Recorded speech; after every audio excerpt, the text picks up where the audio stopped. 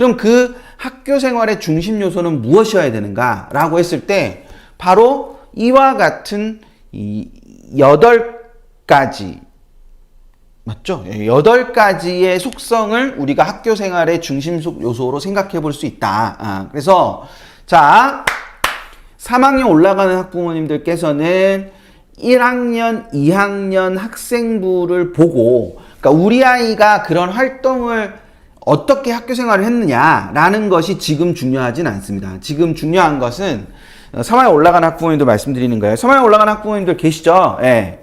집중하시느라고 지금 잘 이렇게 대꾸 잘 못하실 텐데 3학년 올라가시는 학부모님들 우리 0 한번 해볼까요? 0. 예. 3학년 올라가시는 학부모님들 3학년 올라가시는 학부모님들 지금 제가 드리는 말씀을 잘 기억하셔야 됩니다. 학생부를 보고 3월 달이 되면 학생부 볼 수 있잖아요. 학생부를 보고 이 8개의 항목들을 써보시는 걸 한번 해보세요. 그거를 이렇게 막 써서 보시다 보면 우리 아이는 이 8가지 중에 어떤 측면이 좀 더 강조가 되는구나. 이 8가지 중에 어떤 측면이 좀 덜 강조가 되고 있구나 라는 부분을 한번 생각해 보실 수 있을 거예요. 그래서 학생부를 우리 아이가 어떻게 이때까지 학교 활동을 해왔는데 라는 거 생각하시지 말고 학생부 자체만 보고 그 부분을 한번 보시면 될 것 같습니다. 이거 0을 이렇게 많이 해주셨어요. 감사드립니다. 오늘 막 하는 맛이 나네요. 자, 대신 2학년 올라가시는 학부모님들께서는 1학년 때 학생부를 보시면서 이거를 체크를 하시고 그 체크한 걸 바탕으로 2학년 때 무엇을 할 것인가 라는 걸 생각을 하시는 거예요.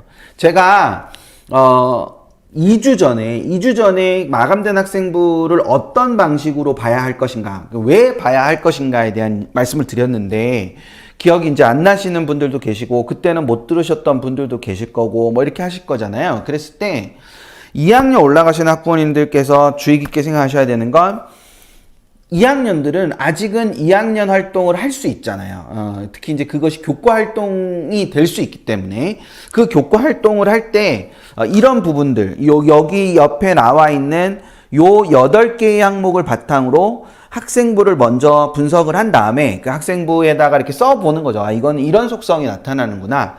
이거는 우리 아이의 관심 분야가 있는데, 이거는 우리 아이의 참여와 적극성이 있는데, 이거는 우리 아이의 의사소통 능력을 잘 보여주는데, 근데 1학년 활동을 전체를 다 봐도, 1학년 활동을 다 본다는 건 자율활동, 동아리활동, 그 다음에 세특, 행특, 이런 걸 다 보는 거죠. 다 봤을 때 탐구 의지는 없어 보이네. 그러면 2학년 때는 탐구 의지를 중심으로 교과 시간에도 활동을 많이 하고 그 위에 동아리 활동 같은 것도 탐구 의지를 드러내는 모습을 가지고 이거를 삼아야 되겠구나 이렇게 생각을 하는 거예요. 되셨죠?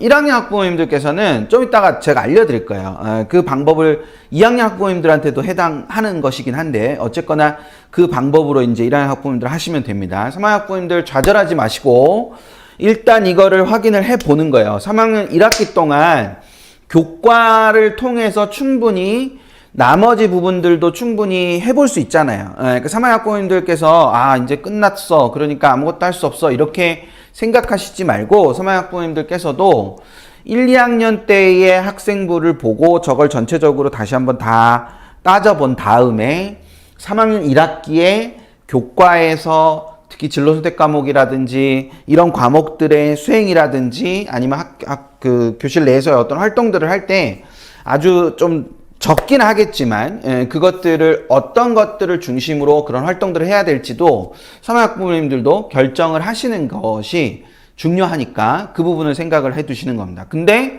거듭 말씀드리지만 여기서의 학업 역량이라는 거는 내신 등급만을 말하는 게 아니라 그랬죠. 우린 지금 학종 얘기를 하고 있어요. 그러니까 교과 전형의 얘기를 하는 것이 아니라 학종의 얘기를 하고 있기 때문에 여기서의 학업 성취도라는 것은 원점수나 평균이나 표준편차나 세특이나 이런 것들을 다 표현하는 거라고 봐야 됩니다. 그래서 그런 것들을 기준으로 학업력이 어떤지를 생각해 보는 거, 이제 그 부분이 필요하고 나머지 7개, 그 7개의 요소가 바로 교내 활동의 중심성이 되어야 된다라고 생각을 해 보실 수 있을 겁니다.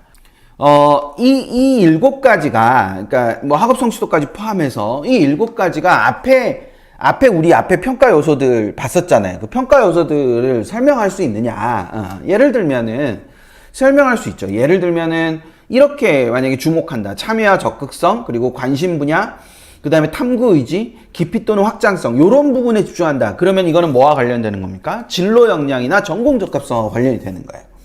왜? 관심 분야가 있고 그 관심 분야에 적극적인 참여를 한다거나 탐구 의지를 갖고 있다거나 그래 그 과정을 통해서 무엇인가 그 관심 분야를 깊이 있게 들어갔다거나 또는 관심 분야가 이렇게 확장됐다거나 그러면 그거는 기본적으로 진로 역량이 존재하는 아이다라고 우리가 판단할 수 있다는 거죠. 그래서 지금 이 일곱 개, 여덟 개 이 요소들이 궁극적으로 학생부 종합전형에서 강조하고 있는 평가 요소들과 다 관계가 됩니다. 아니면 이렇게 봤다. 뭐 성실성이나 의사소통 능력이나 공감 능력이나 실천성 이런 것들로 주목해서 봤다. 그럼 이건 공동체 의식하고 관련이 되는 거죠. 고대를 비롯한 5개 학교에서 말하는 인성 부분 또는 발전 가능성도 해당될 수 있고 연대와 경희대와 중앙대, 외대, 건대 이렇게 얘기하는 쪽으로 가면 이 부분은 공동체 의식하고 관련이 되는 거죠. 그러니까 이게 공동체 의식이라는 게 리더십을 포함하는 건데 그 리더십이라는 게 반드시 맨 앞에 나가가지고 나를 따르라 이렇게 해야만 리더십이 있는 게 아니에요. 리더십이라는 것 자체는 궁극적으로는 공감 능력과 실천성을 바탕에 두고 의사소통 능력을 가지고 있어야 됩니다. 그게 기본적인 틀이 되는 거죠. 이렇게 볼 수도 있을 것이고 이렇게 가면 성실성과 참여 적극성과 탐구 의지와 깊이 또는 확장성 이렇게 간다면 이 부분은 사실상 학업 역량하고도 굉장히 긴밀한 관련을 가진다고 볼 수 있고요.